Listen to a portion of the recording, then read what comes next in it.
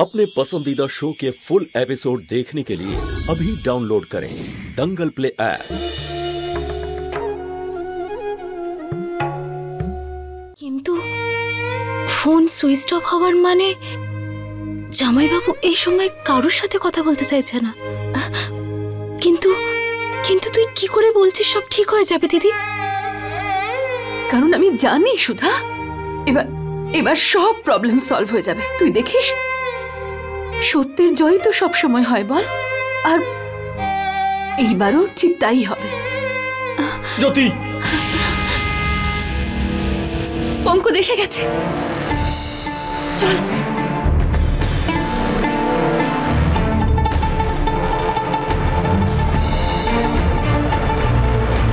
পঙ্কজ তুমি এসে গেছো।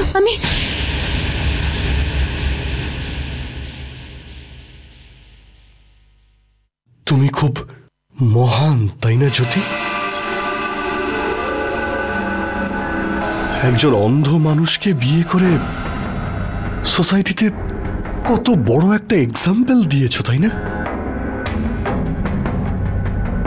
মহিলাদের বিরুদ্ধে হওয়া অত্যাচারের বিরুদ্ধে তুমি প্রতিবাদ করো। অনাথ শিশুদের ভবিষ্যৎ নিয়ে কত চিন্তা তোমার। প্রত্যেক মহিলার গর্ব হওয়া উচিত না তোমাকে নিয়ে? এই ইমেজই তুমি তৈরি করেছো, তাই না? সরল, সৎ, পরোপকারী লিডার, অন্যের সুখ দুঃখ নিয়ে ভাবা জ্যোতি। কিন্তু আমি তোমায় কেন চিনতে পারিনি? আমি কি করে ঠকে গেলাম? কি করে আমি বুঝতে পারলাম না যে তুমি কত মিথ্যেবাদী আর কত অসৎ মহিলা।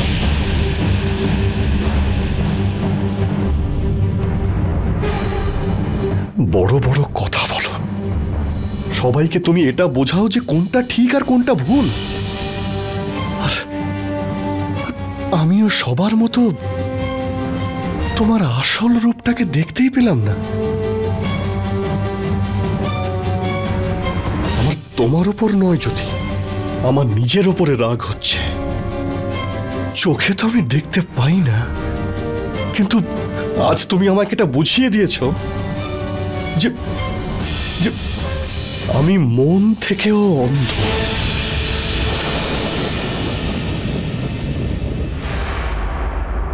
1 বছর ধরে তুমি আর তোমার পরিবারের প্রত্যেকে আমাকে একের পর এক মিথ্যে কথা বলে গেছো,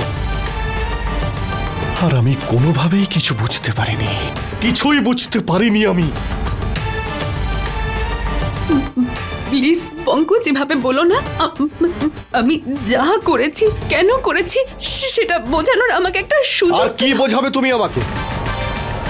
আমাকে আর আমার পরিবারকে কি করে বিশ্বাস করাবে যে আমার ওই বন্ধু ব্রজ, যার সঙ্গে তুমি এমন ভাবে আলাপ করেছিলে যেন তুমি ওকে চেনোই না,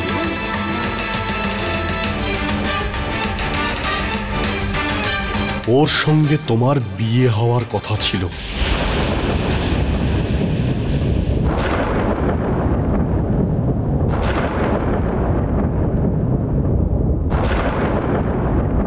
ওই মেয়েটা যে আমাদের বাড়িতে কখনো কাজের লোক হয়ে এসেছিল,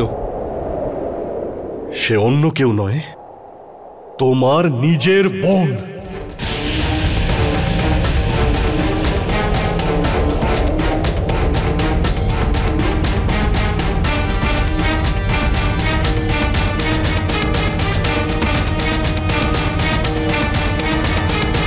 তোমার বোন এই বাড়িতে কাজের লোক হয়ে কাজ করলো, আর তুমি দিদি হয়ে সেটা মেনেও নিলে। সেই বোন যে আজ ওই ব্রজর স্ত্রী।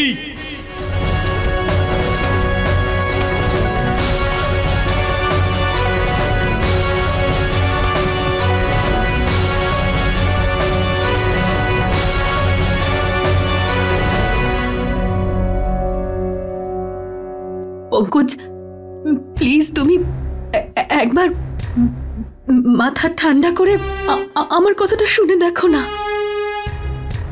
তুমি তুমি তুমি একবার ভেতরে চলো না, আমি তোমাকে সব কিছু বলছি। জ্যোতি,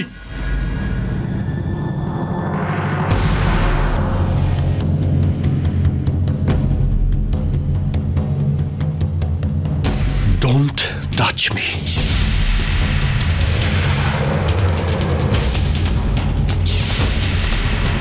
তুমি আমায় কি বোঝাবে জ্যোতি? তুমি আমায় একা কি বোঝাতে চাইছো?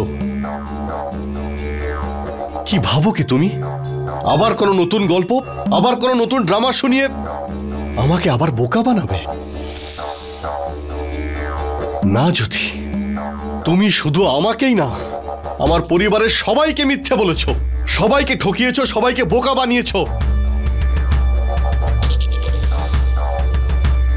তুমি আমায় যা বলবে এখানেই বলবে, সবার সামনে বলবে। আমি একটা কথা তোমাকে জিজ্ঞেস করতে চাই জ্যোতি, এত বড় সত্যিটা লুকিয়ে তুমি তুমি রাতে নিশ্চিন্তে ঘুমোতে কি করে? সকালে উঠে যখন আয়নায় নিজের মুখটা দেখতে, তো কোনোদিনও তোমার লজ্জা করতো না?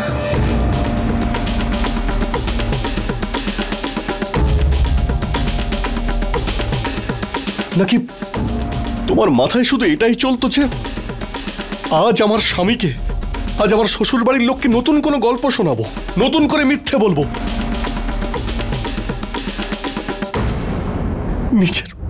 নিজের জীবনের থেকে আমি তোমাকে বেশি ভালোবাসতাম জ্যোতি, কত বিশ্বাস করেছিলাম আমি তোমাকে। কিন্তু তুমি কি করলে? 1 বছর ধরে সবার সঙ্গে ভালোবাসার আপনত্বের নাটক করেছো তুমি, শুধু অভিনয় করে গেছো তুমি। পার্টিতে তোমার বাড়ির লোক এটাই বুঝিয়েছিল যে ওরা ব্রজকে চেনেই না। এসব করার কি প্রয়োজন ছিল? আমাকে বোকা বানানোর জন্য, তাই না? না পঙ্কজ, আমি সত্যিটা লুকিয়েছিলাম ঠিক, কিন্তু সেটারও তো একটা কারণ আছে। তুমি একবার আমি শোনো। তোমাকে বলেছিলাম যে তুমি আমাকে ছোবে না।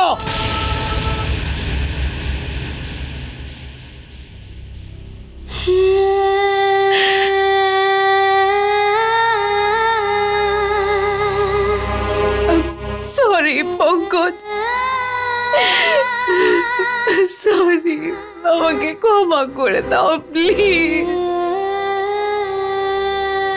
মানছি আমি মিথ্যে বলেছি, কিন্তু আমি বাধ্য হয়ে বলেছি।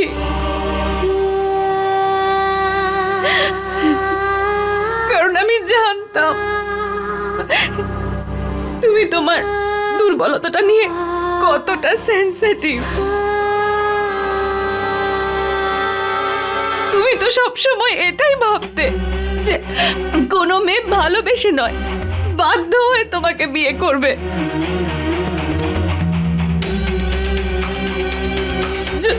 যদি আমি তোমাকে ব্রজর ব্যাপারে বলে দিতাম, তাহলে তোমারও তো এটাই মনে হতো, যাতে তুমি হীনমন্যতায় না ভোগো। তাই বলিনি আমি তোমাকে। আর কোন সাইকোলজি তুমি আমাকে শেখাবে না জ্যোতি। সত্যি করে বলো, আজ পর্যন্ত তোমার কখনো মনে হয়েছে যে অন্ধ হওয়ার জন্য আমার মধ্যে কোনো কমপ্লেক্স আছে?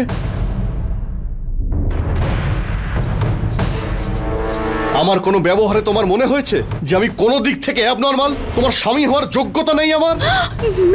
না না পঙ্কজ, আমি সেটা বলার চেষ্টা করিনি। তুমি এটাই বলতে চেয়েছো? তা যদি না হয়, তাহলে হঠাৎ করে তুমি সত্যি কথাগুলো কেন বললে? আমি তো এখনো অন্ধ, তাই না?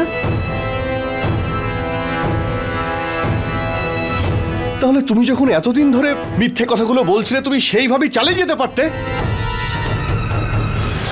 তাহলে তোমার হঠাৎ করে এই সত্যি কথাগুলো বলার কেন প্রয়োজন হলো? তুমি তো সারা জীবন ধরে এই মিথ্যে কথাগুলো বলে যেতেই পারতে। কেউ কখনোই কিছু জানতে পারতো না যে তোমার মনে কি চলছে। দেন হোয়াই জ্যোতি? আমি তো তোমাকে বললাম পঙ্কজ, যখন আমি দেখলাম যে ও এই বাড়ির সঙ্গে নিজেকে জড়িয়ে সবাইকে বিপদে ফেলার চেষ্টা করছে শুধু নিজের স্বার্থ সিদ্ধির জন্য, তখন আমি আর চুপ করে থাকতে পারিনি। তাই আমি তোমাকে সত্যিটা বলে দিয়েছি, যাতে ওই বিশ্বাসঘাতকের হাত থেকে অন্তত আমি এই পরিবারটাকে যেন বাঁচাতে পারি। বাহ,